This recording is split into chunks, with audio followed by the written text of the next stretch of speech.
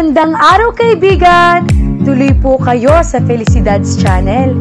Sa mga kwento ng buhay at pag-ibig na hinalukay sa natatagong baul ni Felicidad. Pero bago po tayo magpatuloy, huwag niyo pong kalilimutan na i-like ang video, i-subscribe ang channel, at i-click ang notification bell para lagi kayong updated sa mga parating pa na upload.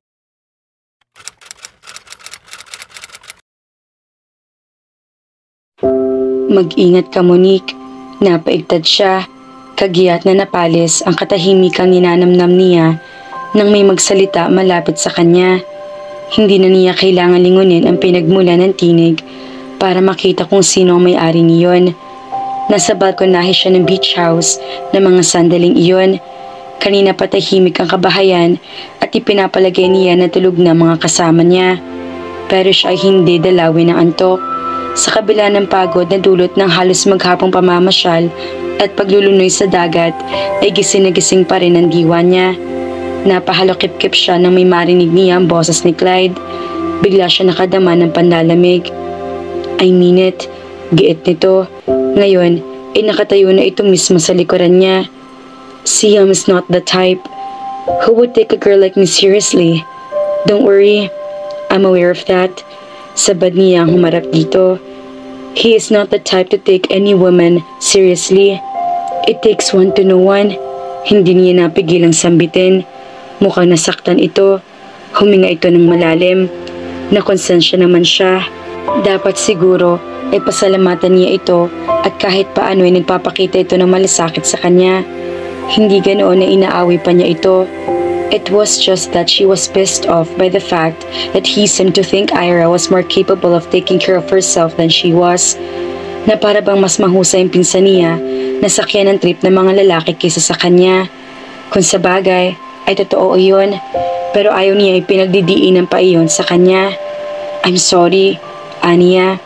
Nagtama ang mga mata nila. May naaaninag siyang hinampo sa mga mata nito. Hinaplos niya ang pisngi nito.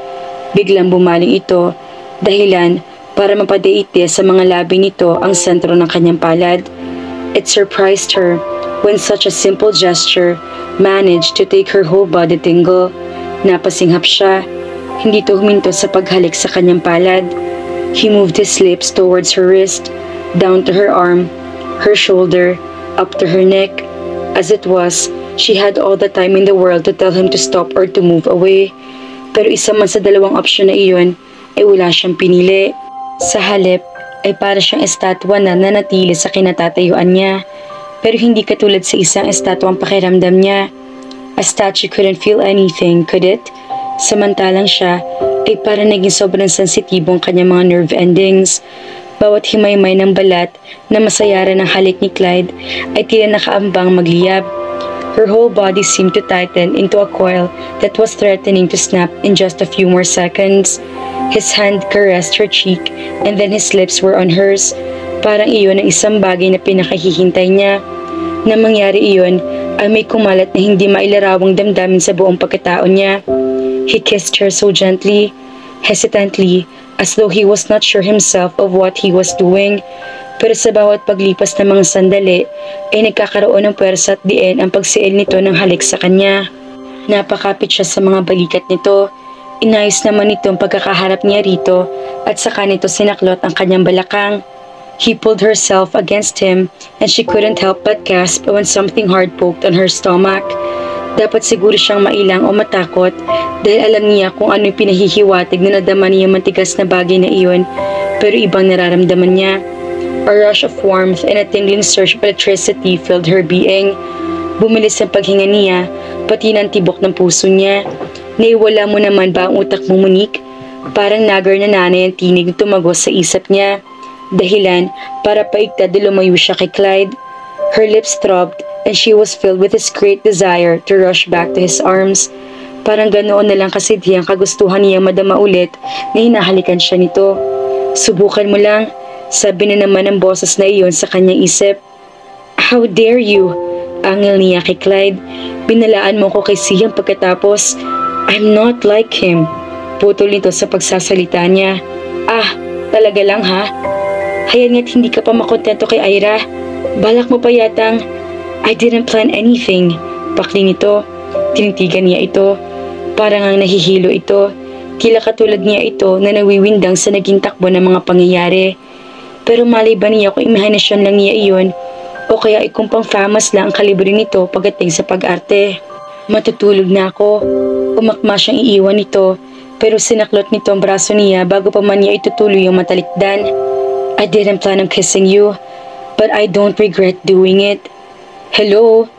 Di ba dapat sinasampal mo na siya? Anong isip niya? Yuhu, Miss Statue, move that hand. Come on, you can do it. Pero hindi man lang umangat ang braso niya. Her lips still throbbed with this kiss and her whole being still tinkled because of the kiss they shared. Parang sobrang kaipokritaan na kung sasampalin niya ito at magkukunwari siya na eskandalo siya sa sinabi nito. Good night, aniya. Sa pagkakataong iyon, na humakbang siya palayo, ay pinakawala na siya nito.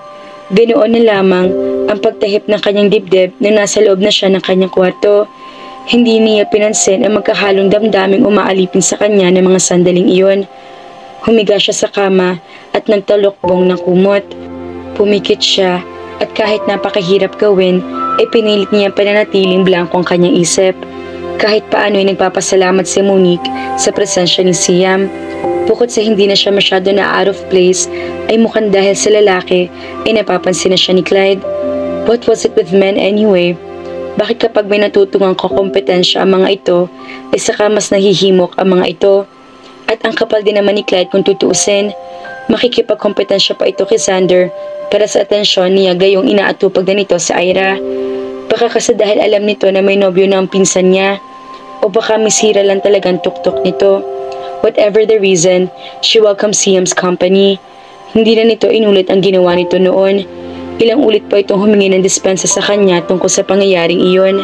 So they became a foursome and it seemed to work wonders for her campaign to divert Clyde's attention away from Ira. Mabuti na nga lang sa Siam ay tila hindi interesado sa pinsan niya. Nagulat pa nga siya dahil may lalaki rin palang hindi napupukaw ang interes kay Ira. It amazed her even more that the guy was interested in her. Hindi siyang klase ng babae na paaasahin nito, kaya sa simula pa lang ay nilinaw niya rito na hindi siya naghahanap ng makakarelasyon. I mean it, hindi ko sinasabi ito para magpakipot lang, mariing sabi niya rito. If that's the case, i-enjoy na lang natin ang pagkakasama natin rito. No strings attached. Dahil doon, kaya wala siya nakitang rason para tanggihan pa ito. Hindi naman na sila nagkaroon ng pagkakataon ni Clyde na pag-usapan ng tungkol sa mga halik na pinagsaluhan nila. Sa palagay niya, ay iniisip nito na wala silang dapat pag-usapan pa tungkol doon. Umakto na lang siya na parang wala nangyari sa kanila. Clyde acted the same way. Nagpasalamat siya at namili siya ng mga bagong damit. Malamang, kaya naakit sa kanya si Siam ay dahil sa mga get-up niya. With the way she dressed and the way she looked before, she doubted if he would have given her a second chance. Baka nga kahit first glance ay hindi siya pag-aaksaya ang pag-ukulan nito. Having a guy like Siam show interest in her was a boost to her ego. At dahil sa pag-angat ng kumpiyansa niya ay nagkaroon siya ng karagdagang armas na magagamit sa kanyang misyon. She was wearing a loose dress that day. Mainit kasi ang panahon kaya ayaw niya magsuot ng mga damit na masyadong dumidikit sa katawan. Inililipad-lipad ng hangin ang bestida niya habang naglalakad siya sa aplaya. Nagsisimula pa lang sumikat ang araw kaya hindi pa mainit ang sikat niyon. Kagaya nung unang beses na namasyal siya sa baybayin, natanaw niya si Clyde na nakatunghay sa karagatan. Nagkatubili siya kung lalapitan niya ito o mag-iiba siya ng direksyon. And once more, it was too late to turn back because he happened to glance her way. Sa pagkakataong iyon, ay inilahad dito sa kanyang isang kamay nito. Like a moth drawn to the flame, she found herself moving towards him. Huminto siya ilang hakbang mula sa kinatatayuan nito. Inabot nitong kamay niya at hinila siya palapit. Tulog pa sa Siam. Saad nito? I think so. Aniya bagaman mukhang hindi naman siya tinatanong nito. Higat sa plate. Mabuti naman. I can have you to myself. Napaatras siya. Gusto rin niya ang pangyayaring iyon pero kinakabahan din siya. Si Ira ay malamang na naghihilig pa rin. Come, nagsimula itong maglakad. Dahil hawak nito ang kamay niya at ayaw niyang bawiin iyon ay sumabay siya dito. Masarap ang pakiramdam na naglalakad sila na magkadaop ang kanilang mga kamay. Walking with him like that, she could almost pretend they were lovers. Nang malayo na sila sa beach house, ay huminto sila at pinihit siya nito paharap dito. He cupped her chin and tilted her face up to him. I warned you about Siam. Saad nito. You should have warned me about you. Para mas delikado ka pa kasi sa kanya. Sabi niya. I'm not. I swear. Inilapit ito sa mukha nito. We used to be friends. Wika niya. Dapat siguro siya umatras pero hindi niya ginawa. We still are, aren't we? Ewan ko. Okay, maybe not anymore because I want to be more than that. Ha? Anong ibig mong sabihin? May ideya siya sa sinasabi nito pero ayaw niyang tumulong sa konklusyong iyon. Baka mali siya ng inaakala. I don't want us to be just friends. Ani mo bilang pahiwatay ng gusto nito maging ugnayan nila ay hinalikan nito ang kanyang mga labi. Nagiging pamilyar na sa kanya ang damdaming idinudulot ng pag-angkin nito sa mga labi niya. It was a sweet, thrilling, exciting, and a bit scary sensation all rolled into one. Para siya nauubusan ng hininga at napakabilis ang tibok ng puso niya. Para siyang nilalamig na naiinitan na hindi niya maipaliwanag ng maayos. He threaded his fingers through her hair, studying her for a deeper kiss.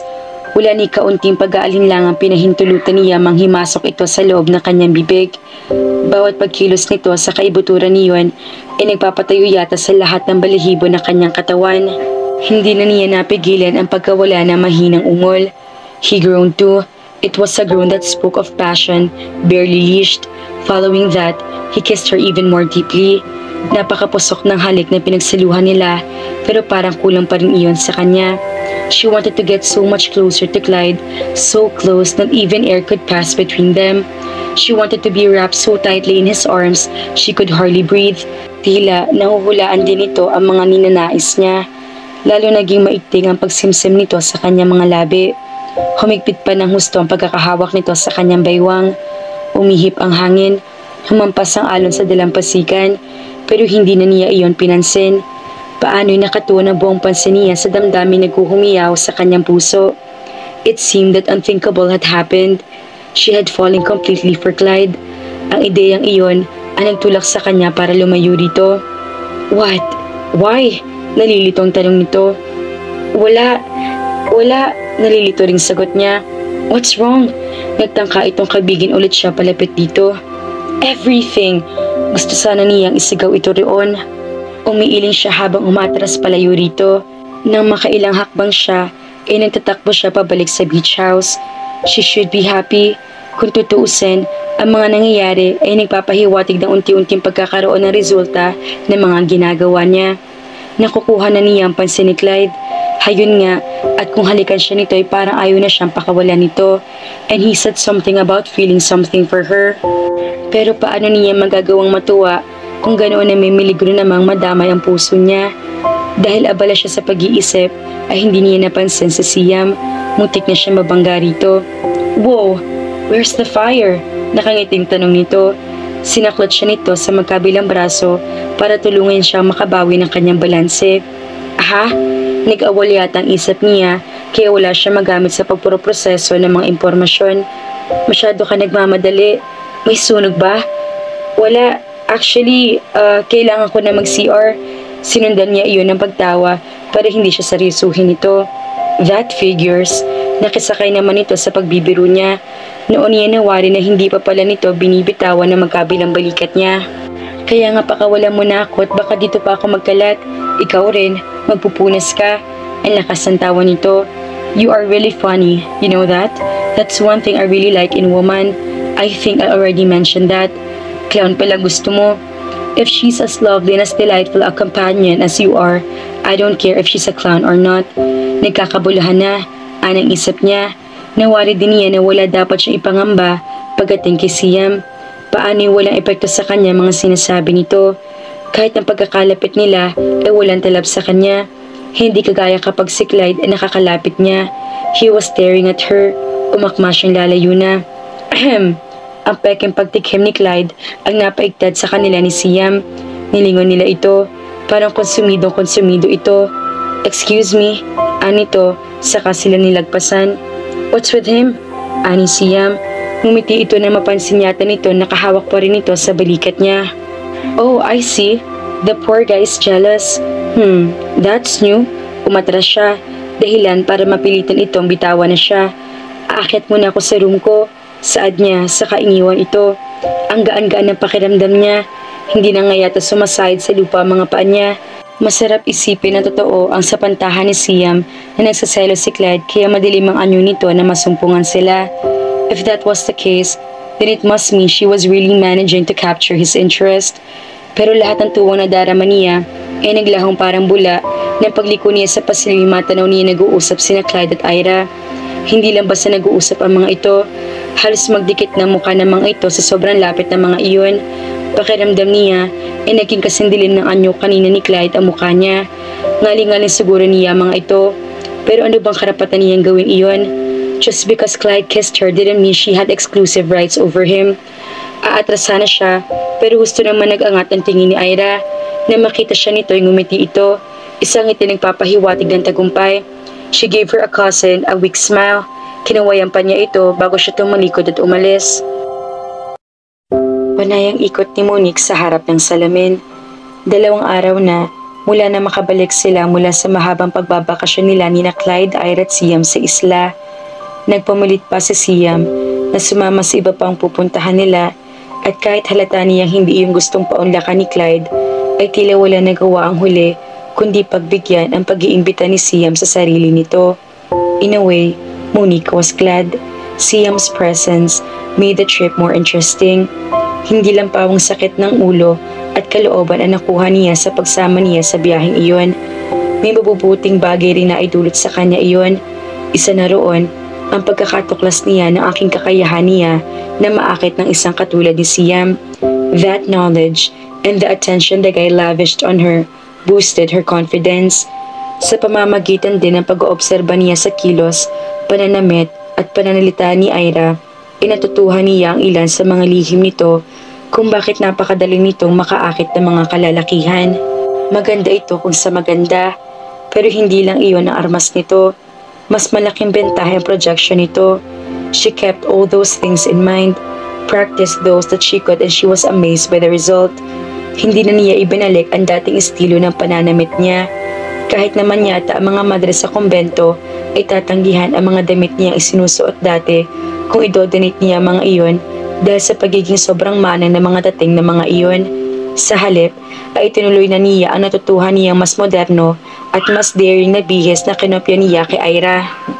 Ng mga sandalingang iyon ay bagong outfit na suot niya, mahabang palda na may katernong sleeveless blouse, kaya panay ang sipat niya sa kanyang refleksyon. May usapan sila ni Ira na makikita sila sa bahay nito at kahit hindi sabihin ng pinsan niya, ay nahuhulaan niya nandoon din si Clyde kaya natagalan siya sa pagpili ng isusuot.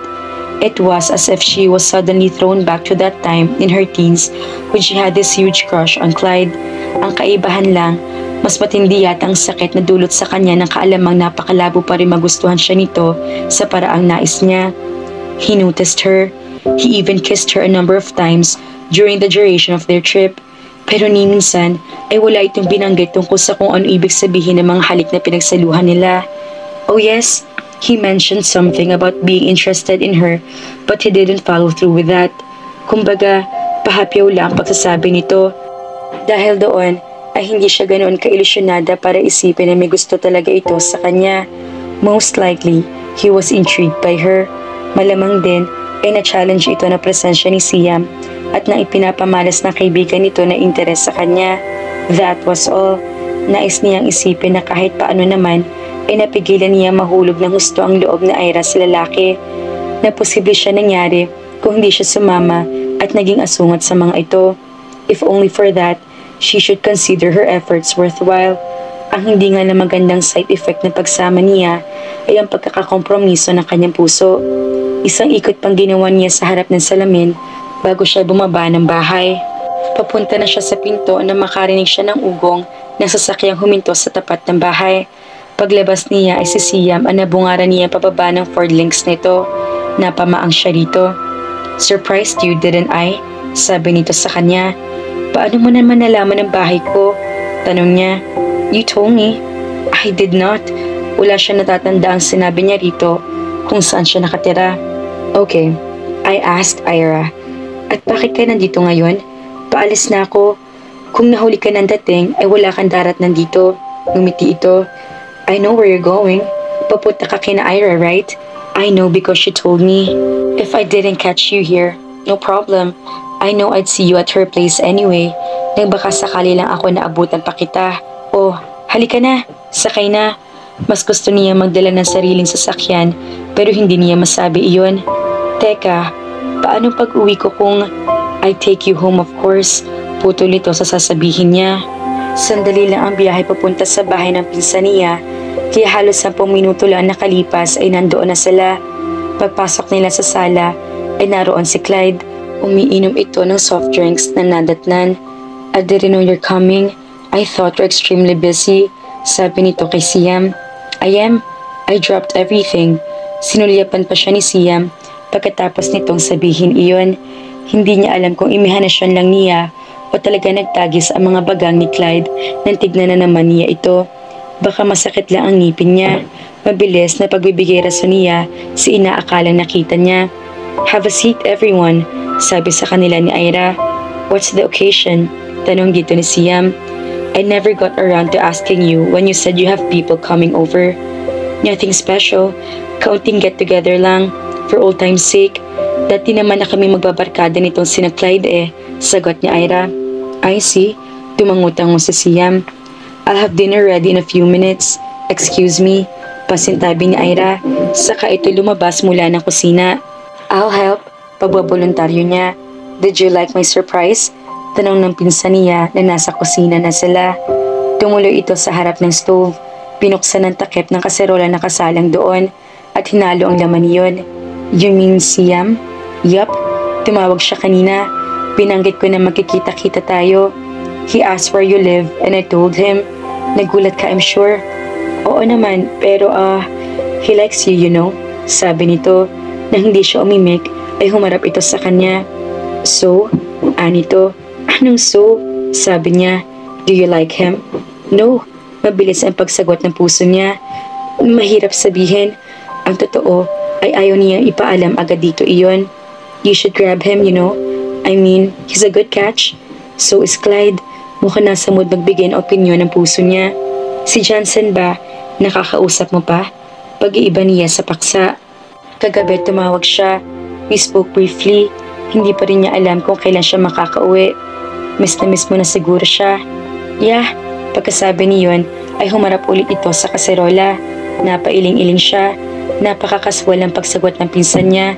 Hindi na niya kailangang maging psikolohista para matukoy na nawawala na ito ng interes sa nobyo nito. She shouldn't care so much. Wala naman siya magagawa kung ganoon na nga. Pero naawa siya kay Johnson. There was also the feeling she somehow let her friend down. Hindi niya nagawa ang pabor ay pinakausap nito sa kanya.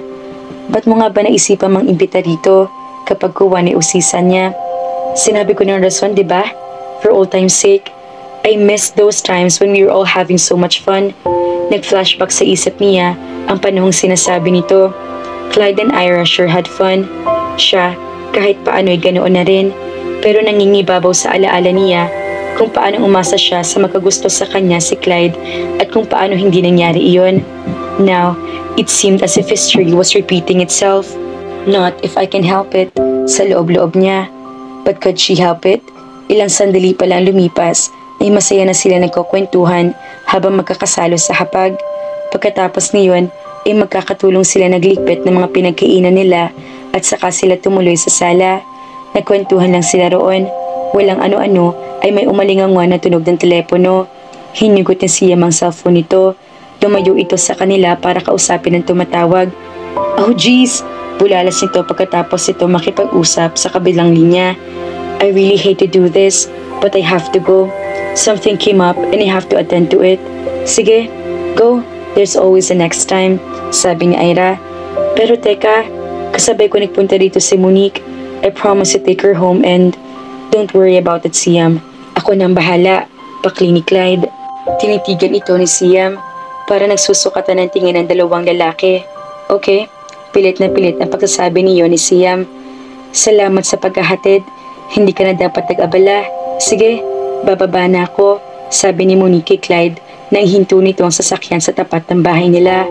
Masyado ka naman nagmamadali. Kararating pa lang natin. Parang gusto mo na akong palayasin. Sabi nito. Napahiya siya. Napakawalang modo yata niya. Sorry, nginitian niya ito ng matamis para pambawi sa ginawa niya. You're forgiven, but only if you would invite me in. Sure, kandautal na sabi niya. Nahihiba na nga yata siya. Dati atat na atat siyang magkasarinilan sila nito. Pero ngayon nagkaroon siya ng pagkakataon ay parang ayaw niya samantalahin iyon. Bumaba sila ng sasakyan nito. Pinatuloy niya ito sa loob ng bahay. Inalok niya ito ng kape o ng kahit anong maiinom pero tumanggi ito. Suddenly, it seemed the house became too small, too silent. Pakiramdam niya ay umiisod ang mga dingding, palapit ng palapit sa bawat isa para pipiin siya. Sa pakiwari niya, sa sobrang katahimikan, ay maririnig ni Clyde pati ang pagpintig ng puso niya. Sobrang bilis pa naman niyon, animoy tumatakbo siya sa marathon. Clyde tapped the space next to him on the sofa, a silent invitation for her to sit there.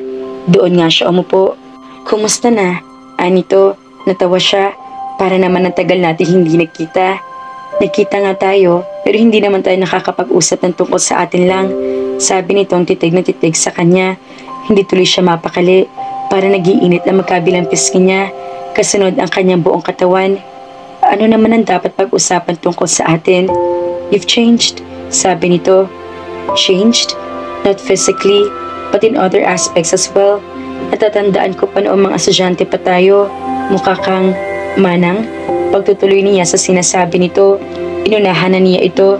Para kasi mas hindi nakaka-insulto ko sa kanya manggagaling iyon. I was about to say innocent. Nakingiting sabi nito. Ngayon, mukha na akong hustler, ganon. Pinandilatan pa niya ito. Far from it, you still look innocent, but with a touch of sexiness.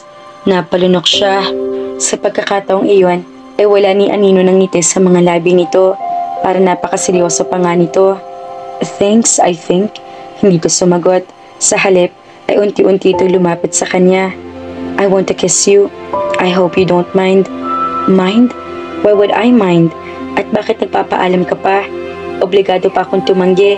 Mabilis din pinalis niya ang ideyang iyon sa kanyang isip. Hindi naman pala naghihintay pa ng permiso si Clyde dahil kagit ng dumampi ang mga labi nito sa mga labi niya. She knew better than to fight against the feeling that rushed through her. Kahit kasi kalaban niya iyon, ay halos shock na niya na hindi siya magtatagumpay. It was not worth the effort. Mas maganda yata namnamin na lang niya iyon. And what a feeling it was. Para siyang sumakay sa roller coaster. Halos maubos sa hininga niya sa matinding kaba. Pero hindi naman matatawaran ang sayang dulot sa kanya niyon. Buhay na buhay ang daloy ng dugo sa kanya mga ugat. Gising na gising ang lahat ng pandaman niya. Halatang bantulot ito nang pakawalan siya. Bakit ka tumigil? Ngaling-ngaling sabihin niya. Napahiya tuloy siya sa sarili. I probably have no right to ask you, but I wanna know if Siam would be a problem if I... Oh hell, I want to get to know you a whole lot better, Monique. Magiging sagabal ba si Siam? Wala kaming relasyon ni Siam kung iyon ang tinutukoy mo. Pag-amin na niya. Pero nanliligaw siya.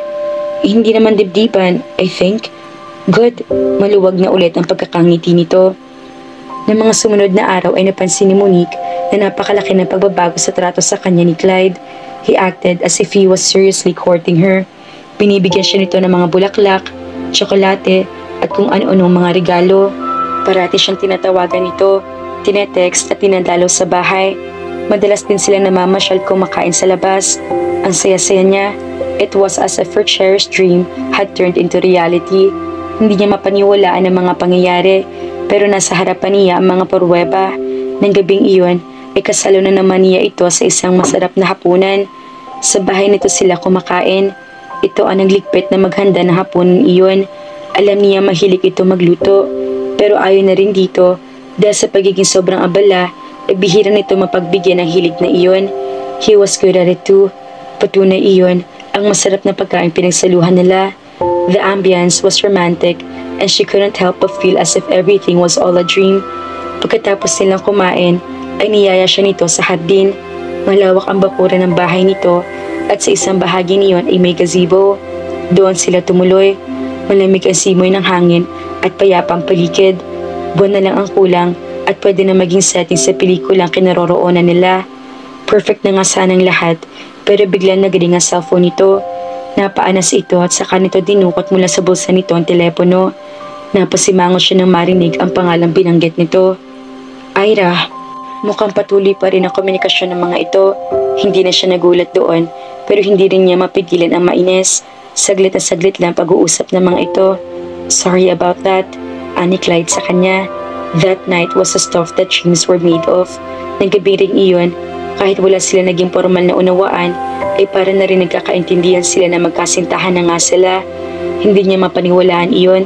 Nilinaw sa kanya ni Clyde na hindi ito interesado kay Ira, at iyon ay hindi lang dahil sa may nobyo ng pinsan niya. When they kissed, she felt as if all the stars in the sky twinkled so much brighter. Iyon na nga yata ang isa sa pinakamaliligayang araw sa buhay niya. Pero kahit napakasaya niya, ay hindi niya mapigilan ang mangamba. No one can be this happy. Na sa loob niya, natatakot siya na maging sobrang saya dahil bakang kapalit niyon ay matinding kalungkutan. What is this, Clyde? At para saan ito? Namamanghang tanong ni Monique nang iabot nito sa kanyang isang kahita. You ask too many questions. Nakangiting sabi nito. Buksan mo na lang kaya. Tumalima siya. Napaawang ang mga labi niya nang makita niya ang kwintas na laman ng kahita. White gold iyon na may heart-shaped diamond pendant. Hindi man siya alahera, ay natitiyak niya mamahalin iyon. Bakit mo ko bibigyan ng ganito? Aniya ng balingan ito. Because I want to. Hindi iyon rason. Just shut up and kiss me. Halik lang kapalit niyan. And kiss him she did. Inilabas nito kwintas mula sa kahita. Ito na rin ang nagsuot niyon para sa kanya. Nang maikawit nitong sarahan niyon, ay hinagkan nito ang batok niya. A shiver ran down her spine and traveled all the way down the tips of her toes. Gumapang ang mga labi nito. Binaybay niyon ang gilid ng leeg niya, ang pisngi niya, at ang mga labi niya. She gasped at the sensation he managed to awaken in her, and then he kissed her deeply, passionately. Ramdam niya ang pagtugon ng kanyang katawan sa halik nito. Sumali na rin ang kanyang puso sa pagkakanulo sa kanya. That time around, it seemed it was so hard to stop at just kissing. When his hands started a long, exquisitely delicious journey over her body, she just stood there and let him have his way. Mabilis ang naging takbo ng mga pangyayari. Hindi na nga nila nagawa makapasok sa kwarto niya. Doon lang sa sofa naganap ang hindi niya inaasahang kakahantungan nila. Where were her outdated, old-fashioned, old maidenhood including views when she needed them? Parang inilipad bigla ng hangin ang mga iyon. Dahil kung nandoon pa iyon sa kanyang pagkatao, ay hindi siya dapat ganoon kabilis na nagpaubaya. She felt as if her whole world was turned upside down when a quick rush of sensations flooded her being. Ilang beses pa siyang inangkin ni Clyde sa buong magdamag. Pagising niya kinaumagahan ay wala na ito. Pero nag-iwan ito ng note at ayon doon ay susunduin siya nito sa gabi. Magdi-dinner daw sila nito. Nayakap niya ang sarili. What happened last night was amazing. Dapat siya magsisi pero wala siya makapangganoong damdamin sa kanyang pagkatao. Nawari niya na sanhin na magitan sa kanila ay lalo lang lumalim ang damdaming iniukol niya para kay Clyde. Hindi siya makadama ng pagsisisi, ngunit ang pangamba ay mabilis na umahon sa kanyang kalooban. She felt so afraid of getting hurt. Hindi niya yata matatapos sa kakahugot ng malalim na hininga si Monique. Siguro nga ay malapit na siyang masobrahan sa oxygen. It was a very daring thing she was doing. Dagdag sa kabang dulot ng paggawa niya ng bagay na iyon na kung dati hindi siya mangangahas gawin ay ang pangamba sa magiging reaksyon ni Clyde. What if he rejected her? Paano kung hindi ito matuwa? Paano kung isipin nito na masyado siyang adelantada? Hoy Manang, nasaan yung empowered woman na sinasabi mo? Naiwan mo yata sa bahay. Balikan mo kaya? Tuya niya sa sarili. She was a different woman now. Ang laki na ipinagbago niya, hindi lang sa anyo, kilos at pananamit, kundi higit sa pananaw niya sa buhay. Mas daring na siya at mas bukas sa mga bagong karanasan at ideya. Kaya nga hayon siya, nasa labas ng hotel suite na alam niyang tinutuluyan ni Clyde. 2 araw na silang hindi nakikita nito, bagaman parati naman sila nagkakausap. Nasa 1-week business conference ito sa Cebu. Pagising niya ng umagang iyon, ay may ideyang kumislap sa isip niya. Why not visit him? Pagkatapos sa umatikabong pakikipag-debate sa sarili, ay nagpasya siyang sundin ng utos na makabagong babaeng nanananahan sa kanyang pagkatao. Pumunta siya sa Cebu nang hindi nalalaman ni Clyde. It was a spur-of-the-moment thing. Gusto niya itong makita at sorpresahin. Iyon nga lang, parang kinapos ang baon niyang lakas ng loob dahil parang gusto na niyang umatras. Ring the bell, utos ng kanyang isip. Parang naninigas ang mga kalamnan niya. Hindi niya magawang sundin ang utos na iyon. Oh, for heaven's sake, pinilit niyang itaas ang kamay niya at itinapat ang daliri niya sa doorbell na katabi ng pinto. Pero nabahag ulit ang buntot niya. Hindi niya magawa-gawang diinan ng boton. Wala sa sariling pinihit niya ang seradura. Napanganga siya nang matuklasan niyang hindi naka-engage ang locking mechanism. Hindi niya alam kung paano nangyari iyon o kung bakit, pero magtatanong pa ba siya? Naglakas loob siyang buksan ang pinto. Malaki ang suite at tumambad sa paningin niya. May receiving area at para may 2 kwarto sa mas loob na bahagi niyon. Akmang tatawagin na niya ang pangalan ni Clyde na makarinig siya ng tinig. Nakulong sa lalamunan niya ang pangalan na kaamba niyang sambitin. May kausap si Clyde. Pero sino? Halos hindi humihinga, nakinig siya na mataman sa usapan. Para siyang tatakasan ng ulirat nang mawari niya na babae may-ari ng tinig. Sino iyon at anong ginagawa nito roon? Napangisi siya. Manang lang siyang naturingan pero hindi siya tanga. May ideya siya kung anong pwedeng dahilan na pagsasama sa kwarto ng isang babae at isang lalaki. Nagsalita ulit ang babae at sa pagkakataong iyon ay lalo siya natigagal na makilala niya ang tinig. Nag-isip siya, mas maganda ba na huwag na lang niyang tiyakin kung tamang hinala niya o mas mabuti na harapin niya ang katotohanan. Ilang sandali niya pinag-isipan ang bagay na iyon hanggang sa manaig ang pagnanais niya makasiguro. With sure deliberate steps, she walked towards the room where the voices were coming from. Malakas ang tahip ng dibdib niya. Naghahanda na siya para masaktan. Maingat na pinihit niya ang seradura ng kwarto. And get hurt she did. Ang sakit na nadama niya sa hinantagpong tumambad sa kanya ay kasing sakit yata na pagsasagawa sa kanya ng open heart surgery nang walang gamit na anesthesia. She saw Clyde and Ira locked in a passionate embrace. Parang wala nang hangin man lang na makakadaan sa pagitan ng mga ito sa higpit ng pagkakayakap ng mga ito sa isa't isa. Magkahinang ang labi ng mga ito. Maigting na nangungusap ang mga iyon. Gusto niya tumakbo paalis. Ayaw niya makita pa siya ng mga ito. Ang problema ay para nanigas ang mga kalamnan niya. Hindi niya maihakbang ang mga binti niya, kaya nanatili siya nakapako sa kanyang kinatatayuan hanggang sa mangyaring iniiwasan sana niya. Ang mapatingin sa kanya ang dalawa. Nauna siya napunan ni Ira. Nagulat ito at kasunod ng pagdako ng mga mata nito sa kanya ay kagyat na pinakawalan nito si Clyde. Sinundan ng lalaki ang tingin ni Ira at ito man ay halata na tigagal na mapako ang mga mata sa kanya. Ilang sandaling wala nakahuma isa man lang sa kanila. Nang makita niya umakma si Clyde na lalapit sa kanya ay saka siya tila biglang binalikan na naglayag na huwisyo niya. Hindi na niya hinintay na mahakbang man lang ito. Bumalikwas siya at kulang na lang ay lumipad sa bilis ang pagtakbo niya. Monique, tawag nito sa kanya pero wala siya ni katitay na kagustuhang lingunin ito. Lalo nang huminto para hintayin itong maabutan siya. Lalo pa niyang binilisan ang pagtakbo. Mabuti na lang at mukhang nagpa siya ang tadhana na makisama sa kanya. Hustong pagdating niya sa kinaroroonan ng mga elevators ay bumukas ang isa sa mga iyon. Wala na siyang pakialam kung paakyat ba iyon o pababa. Basta na lang siya sumakay roon. Ang importante sa kanya ng mga sandaling iyon ay ang makalayo siya kay Clyde. Napamura siya na madiskubre niya ang paakyat ng elevator. Nangamba siya na pagbaba niyon ay makasakay na roon si Clyde. Sa unang palapag kung saan bumukas ang pinto ng elevator ay lumabas siya. Hinanap niya ang stairwell at doon siya dumaan pababa.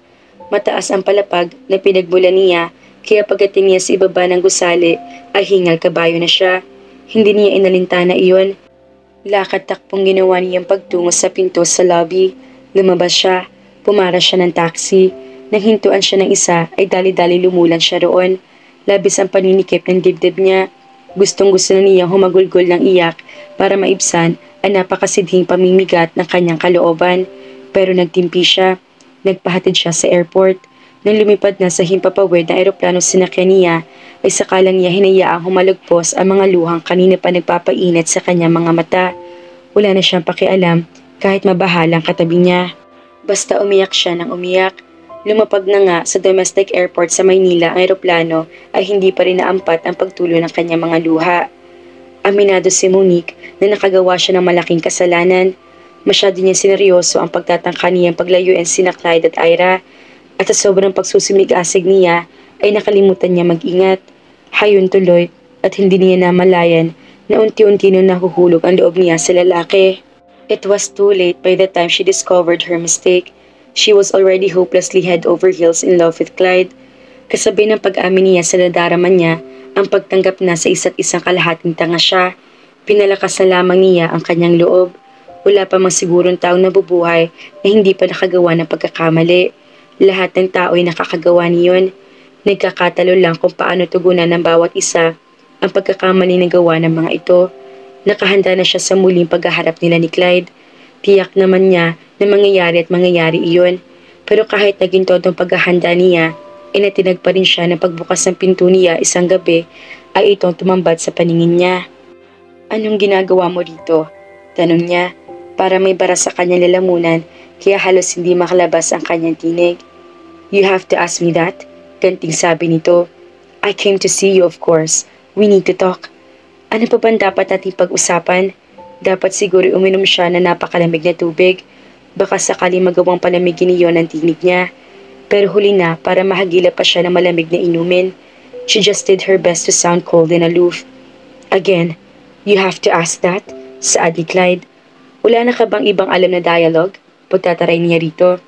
"Why are you acting that way?" "You have to ask that?" Nangapi na siya ng linya nito.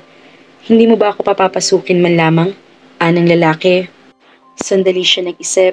Ayaw na sana niya papasukin ito, pero mas mabuti na siguro na sa loob ng bahay sila mag-usap. Hindi siya umimik. Basta lang niya iniwan nakabukas ang pinto. Sumunod ito sa kanya at saka nito isinara ang pinto. Now what? Hindi siya umupo sa sofa. Hindi rin niya ito inanyayahang gawin iyon. "What you saw? Oh, please. Spare me that."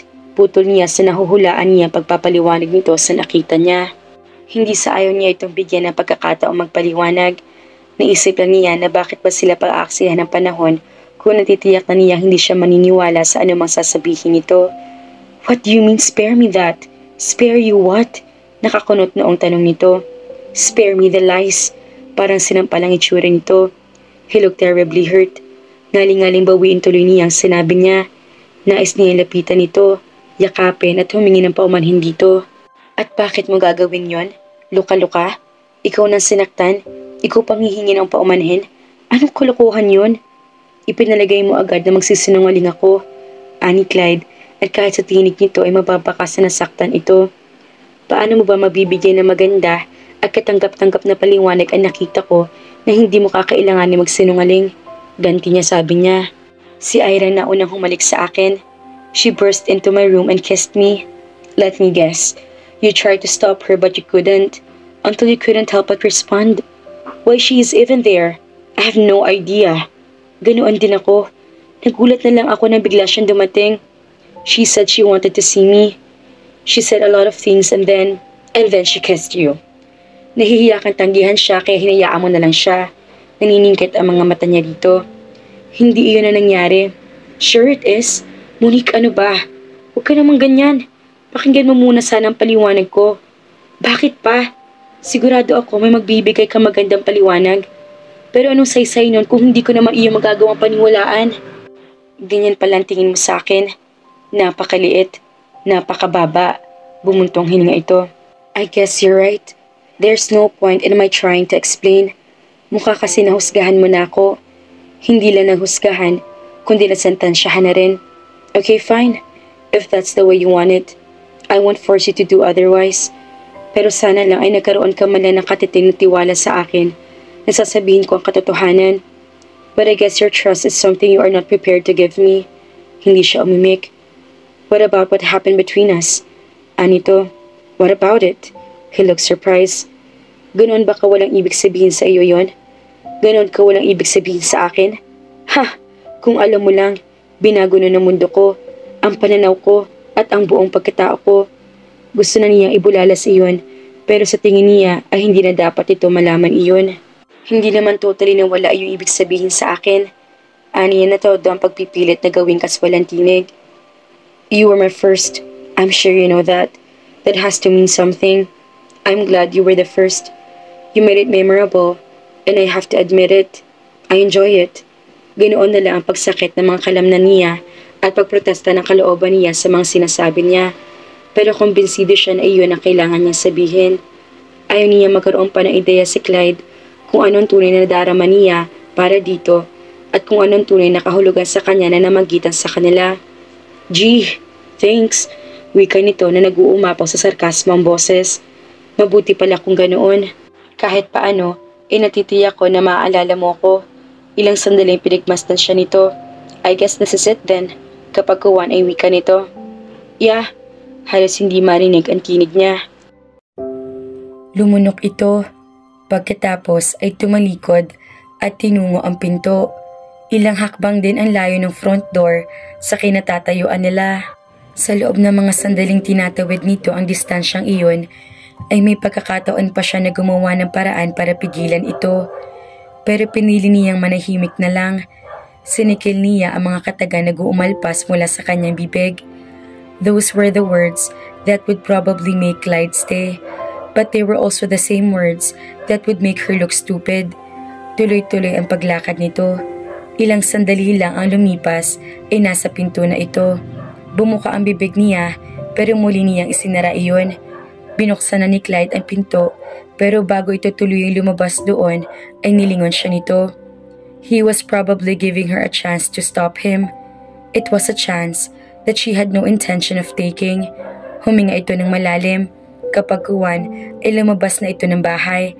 Ilang sandali pang pinalipas niya bago niya hinayaang malaglag ang mga luhang kanina pa nagpapalabo sa kanyang mga mata. Now what? Ani Monique sa sarili nang makita niyang si Ira ang nagdo-doorbell. Isang araw pa lang ang nakalilipas mula namang galing sa bahay niya si Clyde.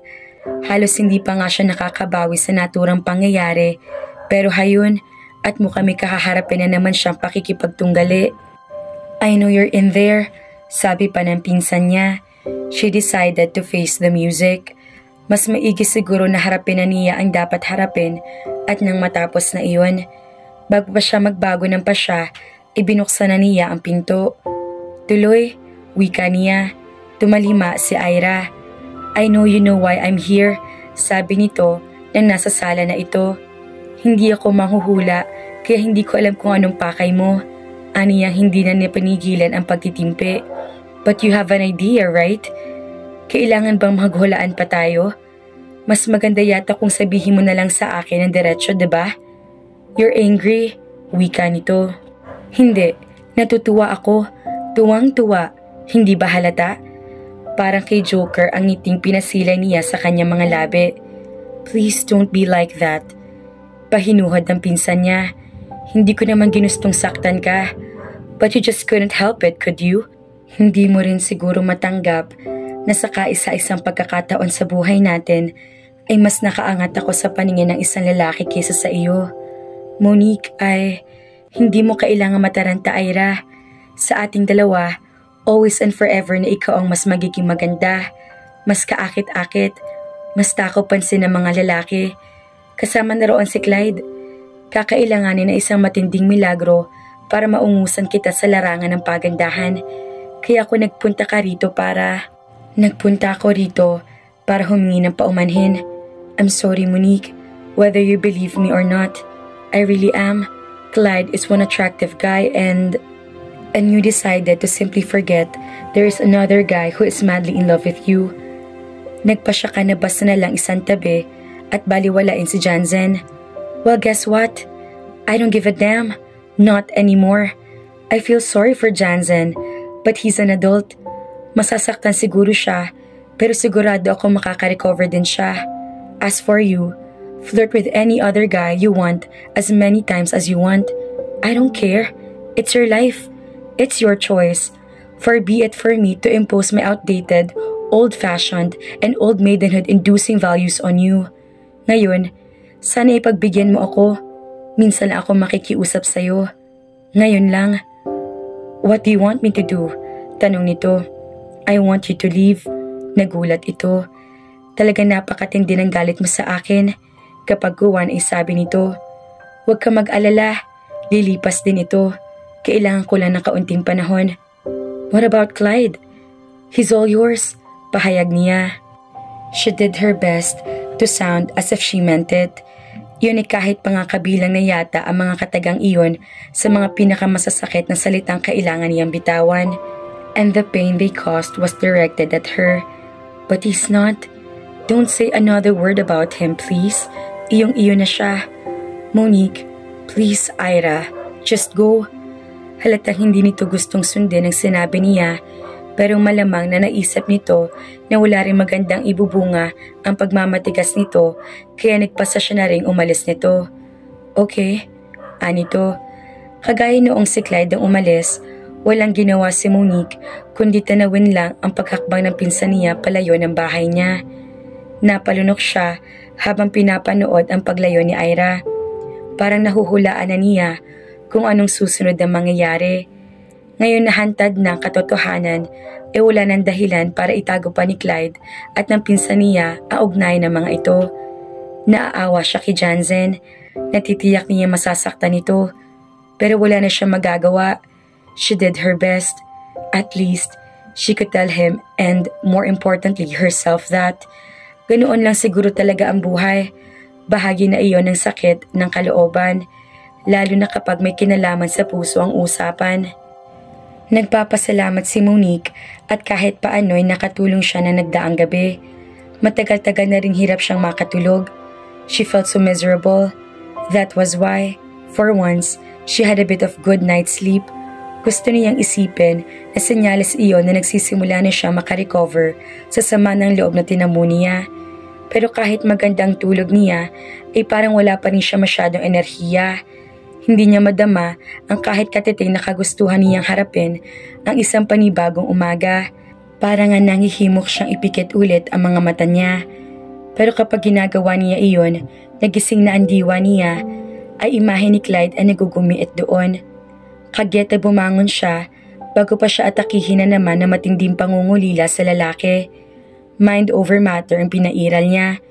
Pinilit niya ang sarili na gawin ang mga bagay na kailangan para sa pang-araw-araw na pamumuhay. At habang ginagawa niya mga iyon, ay sinikap niya na huwag makapasok sa isip niya si Clyde. Napakahirap gawin iyon. Parang mas iyon pa nga ang nakakasaid na enerhiya niya kaysa sa mga pisikal na pinagagagawa niya. Thoughts of him were constantly trying to invade her consciousness.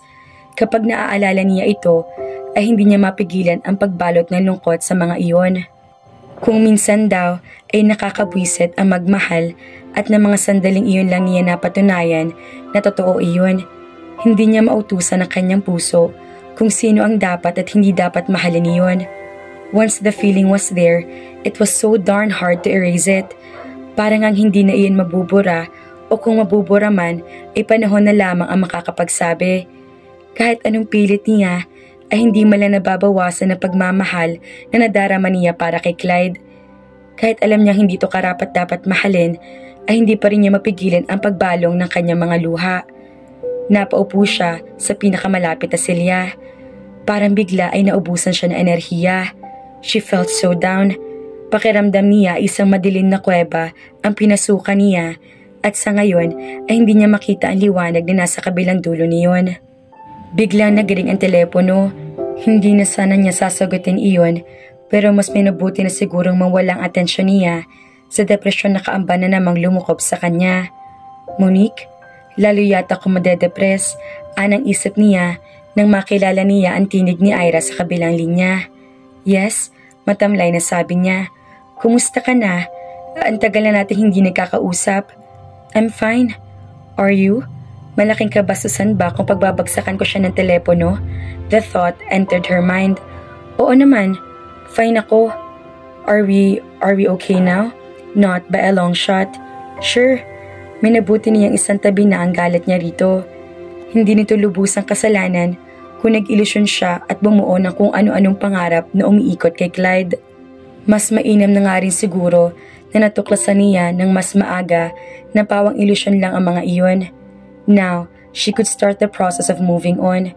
Kaya nagpasa siyang pakawalan na ang galit na nadarama pa rin niya sa kanyang pinsan. Talaga? Mukhang hindi kumbinsido si Ira sa sinabi niya. Siguro, inatunugan nito ang pag-aatubili niya. Oo naman, giit niya. Then, you won't mind if inihanda niyang kanyang kalooban sa inaasahan niyang sakit na idudulot na ipapahayag nito. What would her cousin say? That she wouldn't mind if she was a bridesmaid or a maid of honor to her wedding to Clyde? Lumunok siya para pigilan ang pag-iyak. If I what? Pinatatag niya ang tinig. Kaya mo yan? If I ask you to accompany me on a trip? Ha? Napakalayo niyon sa inaasahan niyang sasabihin nito. I'm going on a trip. Ayoko mag-isa. Baka mapakiusapan kita na samahan ako. Where are you going this time? Hindi niya napigilan ang mag-usisa. At saka, alam ba ni Jansen Jansen is not yet back in the country. I see. Nawala na rin siya ng balita sa kaibigan niya mula nang iwasan niya si Ira, kaya hindi pa niya alam kung anong mga pangyayari sa buhay ng lalaki. Bastang alam niya, wala pa rin ito sa bansa. What about Clyde? Halos hindi niya masabi ang pangalang iyon. Nagsisinga agad siya at nabanggit-banggit pa niya iyon. Gusto pa ba talaga niyang malaman ang estado ng relasyon nito at ni Ira? Masokista ba siya? He's not coming with me, ani Ira. That didn't tell her a lot. Kailangan niyang pigilan ang sarili para wag na mag-usisa pa. Sige na Monique, I want so badly to go on this trip, but it's not fun if I go alone. Samahan mo na ako.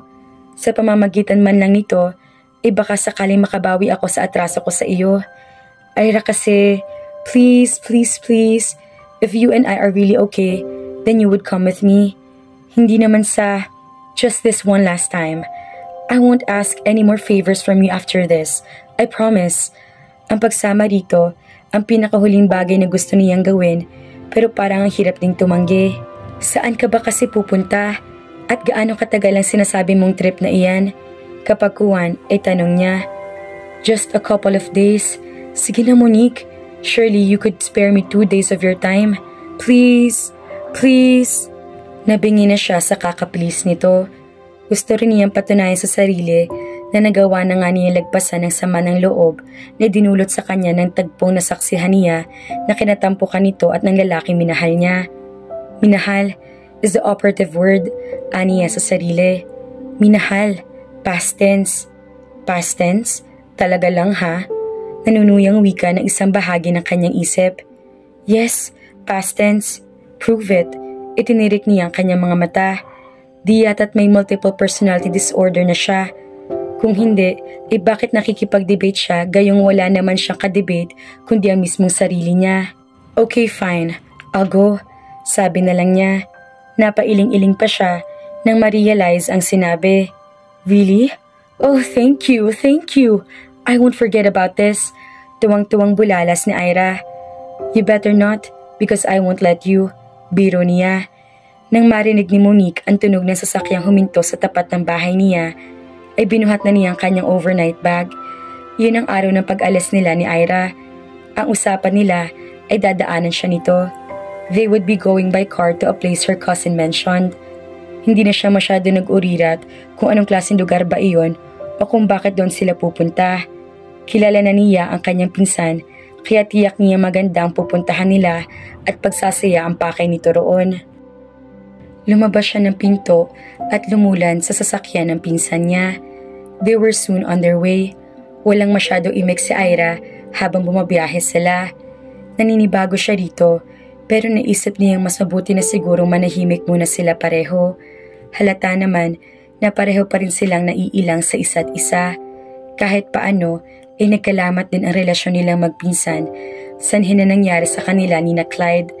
Monique felt a pain at the pit of her stomach when she remembered how the guy made her feel as if she was one special lady, the most special woman in his heart. Iyon pala ay si Ira pa rin ang babaeng iyon. Gusto ko lang ulitin ang paghingi sa iyo ng paumanhin, ani Ira, nang basagin itong katahimikan sa pagitan nila. Apology accepted. Siguro ay mas magandang kalimutan na lang natin ang nangyari. Aniya, sinulyapan siya nito. Have you? Forgotten it, I mean. I'm trying to get past it. Minabuti niyang sabihin na ang totoo kaysa magpaka-plastic pa siya. Sana'y makabawi ako sa iyo. Gusto ko magpaliwanag pero wag na lang.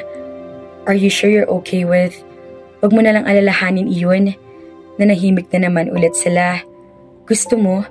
Naglabas ito ng isang bote ng juice drink mula sa maliit na cooler na nasa unahan niya. Sure, inabot niya ang bote.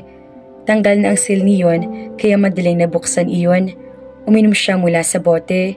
Nakalahati niyang inumin dahil walang umiimik sa kanila at sanhi na rin marahil ng mahaba-habang panahon hindi siya nakakatulog ng maayos ay namigat ang mga talukap niya. Lie back and take a nap. Gigisingin na lang kita kapag nandoon na tayo sa pupuntahan natin. Ani Ira, you won't mind? Of course I won't. Go ahead. You're practically falling asleep with your eyes open. Hindi na siya tumanggi para kasi talagang sumasara na ang talukap niya. Inihimlay niya ang ulo niya sa headrest. Ilang sandali pa ay inagaw na ng antok ang diwa niya at tiningay iyon kung saan. She was on a roller coaster ride. Sumisigaw sila ni Ira habang paliko-liko at paakyat baba ang sinasakyan nila. The roller coaster slowed down as it crawled up to the highest point of the track. Halos hindi na umuusad iyon. Napuno naman antisipasyon ang puso niya dahil natatanaw na niya ang daang tatahakin na sinasakyan nila. And then without warning, the roller coaster plunged down the tracks. Parang lumabas mula sa dibdib niya ang puso niya, sanhin ng biglang pagbulusok. Monique, nagising siya pagkarinig niya sa tinig ni Ira. At noon niya nawari na wala man sila sa roller coaster ay paakyat baba at paliko-liko pa rin ang landas sa tinatahak ng kanilang sasakyan. You were groaning, anang pinsan niya bilang paliwanag sa pagising nito sa kanya. Where are we? Tumuwid siya ng upo. Saka siya tumingin sa labas ng bintana. Ni pagka-wild ang dating ng lugar na tumambad sa paningin niya. Walang masyadong kabahayan. Madawag ang kahabaan niyon. Paliko-liko pa at paakyat baba iyon. Naliligaw ka no? Hula agad niya. Medyo. Sus, ba't hindi mo sinabi agad? Pumalatak siya. Bumalik muna tayo sa pinanggalingan natin. Let's see what's at that bend. Baka may mapagtanungan tayo dito. Hindi na niya kinontra ito. Ilang sandali pa ay lumiko na nga sila. Minatanaw silang sasakyan. Nakahinto iyon sa gilid ng daan. Bukas ang pinto sa passenger side niyon. Hayun, may tao. Let's stop and ask for directions, sabi nito. Mabilis nilang narating ang kinaroroonan ng sasakyan. Binagala ni Ira ang patakbo nito at nang mapatapat na sila sa nakahintong sasakyan ay huminto ito. Kumunot ang kanyang noo. Something didn't feel right. Bakit nakahinto lang doon ang sasakyan? It was in the middle of nowhere. Ira, no! Pigil niya sa akmang pagbukas ng pinto ng pinsan niya. Ha? Bumaling ito sa kanya. Let's get out of here, utos niya.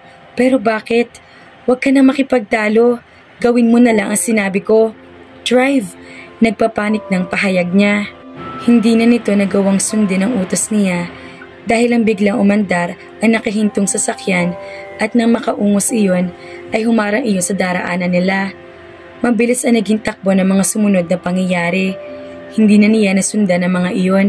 The next thing she knew, the door to her side was wrenched open. Bahagya na lang siya napaisip kung paano nabuksan iyon, gayong ang alam niya ay nakalock ang lahat ng pinto ng sasakyan. Bago pa siya makapihit, ay may sumaklob na kung ano sa ulo niya. She tried to struggle, but she still felt so sleepy.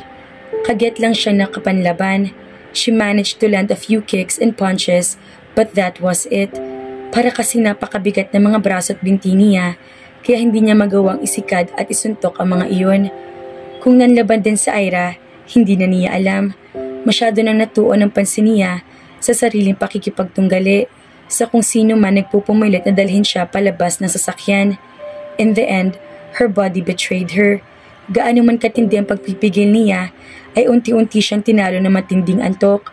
Bago tuloy ang balutin ng dilim ang diwa niya, ay isang pangalan ang naisip niya at imahe ng isang tao ang naglaro sa kanyang isip. Si Clyde. She regretted the fact that she would probably die without seeing him again. Mamamatay ka na nga, ang kumag na iyon pang iniisip mo. And then everything became dark. Pakiramdam ni Ira ay idinuduyan siya ng balikan siya ng ulirat. Nakatakip pa rin ang ulo niya, pero hindi naman siya nakagapos. Nakahiga siya sa kung saan, malambot iyon at komportable sa pakiramdam. Napabalik ko siya, saka mabilis at tinanggal niya ang nakasaklob sa ulo niya. Ganoon na lang ang pagkamangha niya nang tumambad sa paningin niya ang lugar na kinaroroonan niya. Hello there! Napalundag siya na may magsalita sa di kalayuan sa kanya. Naningkit ang mga mata niya pagkakita niya kay Clyde. Ikaw ba may pakana ng lahat ng ito? Anas niya. Itinaas nito ang dalawang kamay nito. Don't get excited. Nagpapahinuhod na saad nito. Excited? Pasigaw na sabi niya. Umahon siya mula sa kamang natuklasan niyang kinahihigaan niya. You scared me to death, you moron. Ang akala ko'y katapusan ko na kanina. Nag-emote pa siya sa isipin na mamamatay siya nang hindi ulit nakikita ito. Iyon pala ay may kinalaman ito sa mga pangyayari. What the hell for? Nasaan si Ira? Oh, don't tell me. Kasabat mo siya ganoon? Hindi sumagot si Clyde. Panay ang atras nito habang lumalapit siya dito. What is this, Clyde? Anong kabalbalan ito? Parang sasabog sa matinding galit ang dibdib niya. Masyado ba ako nakakatuwang paglaruan? Kaya ayaw mo kong tantanan? Of course not. Hindi yun ang pakik ko sa pagdadala sa iyo rito. Ginala niyang paningin sa paligid. Nasa cabin siya ng yate nito. Iyon, ang agad na nakita niya nang maalis niya ang nakasaklob sa ulo niya. Nawara din niya kung bakit para siyang idinuduyan kanina. Mukhang umaandar ang yate at naglalayag sila. Sino nagpapatakbo nito? Naalala niyang usisain. It's an autopilot. That's not good enough. Relax. Hindi tayo mapapaano. Ba't mo ko dinala rito? Gusto ko magkausap tayo. At hindi mo matanggap na ayaw kitang kausapin? It's not that. Alam kong galit na galit ka sa akin. Kaya nga hindi mo na ako nagtangka makipag-usap sa iyo. Kung tatawagan kita, posible namang hindi mo iyon sasagutin. O kaya pagbabaan mo lang ako ng telepono. Kung pupuntahan naman kita sa inyo, ay pwede hindi mo ako harapin. Manghuhula ka pala. Ganoon nga mismong bala ko. Saad niya. Kita mo na? Kaya bakit pa ako magpipilit na gawin ng mga bagay na alam ko nang hindi uubra?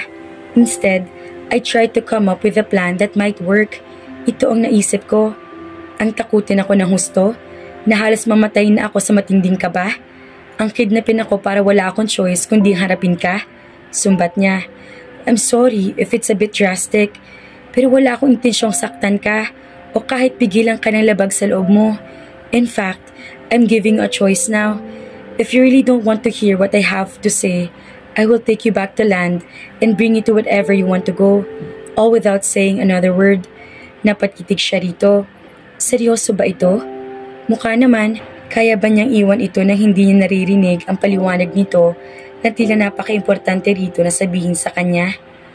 Nandito na rin lang tayo. Sige na, makikinig ako. Sabi na lang niya. Out with it.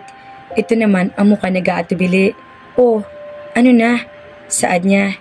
I just wanted to tell you what you thought about me and Ira. Well, it's not true. Hindi siya nag-react. Inasahan na naman niya. Itatanggi nito iyon. There's a problem with that statement. Kitang-kita ng mga mata kong ebidensya na nagsisinungaling ka. What did you see anyway? That we are kissing, right? Hindi pa ba pruweba iyon? Masyado mong minamaliit ang katalinuhan ko. Slightly above average naman ang IQ ko, no? You saw us kissing, but you didn't have a clue as to what was really happening. Ano pa ba ang rason kung bakit naghahali ka ng dalawang tao? Marami. Isa na roon, iyong basta na lang hinalikan iyong isang tao na hindi niya napaghandaan. Hinalikan ka lang ni Ira, ganoon? Well, you weren't exactly struggling to get away when I saw you. That's because I am still a gentleman, despite what you think of me. Alam kong masyado nakakainsulto para sa isang babae, kung magpapapalag ng husto ang lalaking hinahalikan niya.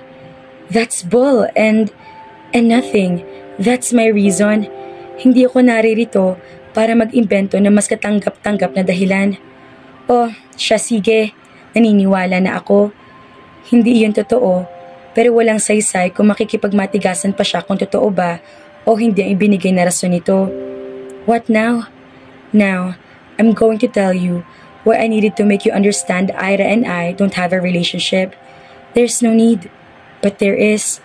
Madiin na pagkakasambit nito sa mga katagang iyon. Okay, shoot.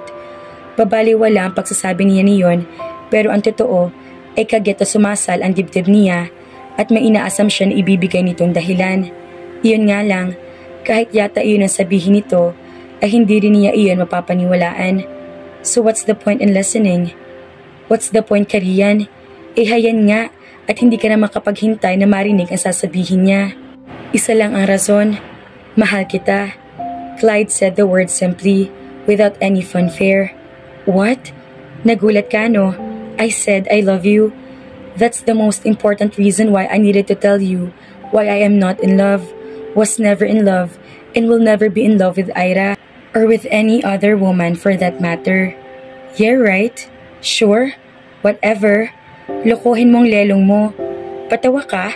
Iyon ang mga tugon na pinagpilian niya sa kanyang isip na sabihin dito. Pero ni isa sa mga iyon ay wala siyang nasambit. Sa halip ay napamaang lang siya sa lalaki. Kung may relasyon kami ni Ira, sa palagay mo ba ay tutulungan niya ako sa plano kong ito? What I said before is true. Bigla siyang sumulpot sa hotel room ko. She said she was falling in love with me and that she would be breaking up with Jansen. I told her not to. O kung makikipaghiwalay man siya sa boyfriend niya, ay gawin niya iyon dahil hindi na niya ito mahal at hindi dahil may inaasahan siya kung ano sa akin. I told her outright that I didn't feel anything for her. Para hindi niya matanggap yun. She just kissed me, maybe hoping she would be able to ignite some passion inside me. It didn't happen, I swear. I felt nothing. I wanted to hit her when I saw you. Alam ko na kung anong iisipin mo. I was so mad at her and that probably made her realize I am in love with you. Umalis na rin siya pagkatapos niya humingi ng paumanhin sa akin. Please believe me when I say it's you I love, Monique. Because that's the truth. Nanatili siya nakamaang dito. What he was saying sounded so incredible, she had trouble believing it. Talk is cheap. Let me show you what I mean. Kasunod niyon ay kinabig siya ni Clyde at sinalubong nito ang paglapit niya na pagdampi ng mga labi nito sa mga labi niya. When their lips touched, it was as if all her pent-up feelings of loneliness and longing for him welled inside her. Balak pa niya magpakipot pero hindi na niya nagawa iyon. Sa halip ay wala ni katiting na pag-aatubiling tinanggap niya ang halik nito. Ito ang lalaking nais niya makasama sa habang panahon. I love you. Please, please believe me. Usal nito nang bahagya nitong pinaglayo ang kanilang mga labi. And I love you too. Ganti niya. Nagpasya siyang isang tabi muna ang pagdududa. He looked straight into her eyes. Totoo? Totoong totoo. He kissed her again, with more passion this time. At ganoon din ang naging pagtugon niya. Pero si Ira ay may gusto sa iyo. Wika niya na muli maghiwalay ang kanilang mga labi. She likes me, or is probably even fascinated with me. But like and fascination are not love. Love is what I feel for you. And here, itinuro nito ang puso nito. So deeply, I couldn't believe it's possible to feel this way. Masyadong sincero ang pagkakasambit nito sa mga katagang iyon para patuloy niyang isipin na nanloloko lang ito. Isa pa, ano ang saysay na patuloy niyang tanggihan ang pag-ibig na inaalok nito sa kanya kung gaano nag-uumalpas at umaapaw sa dibdib niya ang pagmamahal niya rito. It would make me the happiest man in the world if you would agree to be my wife. Ani Clyde. I agree. Mabilis na pahayag niya. Kinabig at niyakap ulit siya nito. Kapag kuwan ay muling siniil ang kanyang mga labi. At sa pamamagitan niyon ay natiyak niya siya man ay mapapabilang sa mga pinakamaliligayang nilalang sa mundo na mga sandaling iyon. Magkasamang ipinaalam ni Monique at Clyde kay Ira ang tungkol sa nalalapit nilang kasal. So, you finally succeeded, Clyde, sabi ni Ira. I had to go through hell, but yes, I finally managed to convince her she is the one I love. No thanks to you, sagot ni Clyde bagaman at himig nagbibiro ito. Binalingan siya ni Ira. Isang maaliwalas na ngiti ang sumilay sa mga labi nito. I'm so happy for you, sabi nito kapag Juan ay sinugod siya ng yakap. Thank you, Ira, ganting sabi niya. And she meant that with all her heart. Ang ibig bang sabihin nito ay pinapatawad mo na ako? Noon pa man, diba? Aniya, I felt you were just saying the words pagtatapat nito. I was not just saying the words, but I admit I mean them more now than I did before. Bahagya siya lumayo rito. What about Jansen? Pauwi na siya. Naoperahan ng mama niya at sa mga huling test na ginawa kay tita ay wala na nakita ang mga doktor na kahit anong palatandaan na bumalik ang buko sa puso nito. Jansen had asked me to marry him and I accepted. Talaga? Namilog ang mga mata niya. Bakit parang gulat na gulat ka? Napapangiting komento nito. I just didn't think you were ready to settle down. When you find the right guy, it would be stupid to hesitate. I couldn't agree with you more. Wika niya. Will you be my maid of honor? Tanong niya rito sa kanya. If you will be mine? Of course. Anito. Then, we have a deal. Pagkasabi niya niyon, ay bumalik siya kay Clyde. The look on his face told her how deeply he was in love with her. Pakiramdam niya ay ganoong-ganoon din na ekspresyon na kabadha sa kanyang mga muka. Maraming salamat mga ka-felicidad. Isang kwentong pag-ibig ang muli nating natapos. Sa uulitin, God bless po! Shoutout po kina Nuray ni Aini at Jerilyn Tagumaya. Maraming salamat po!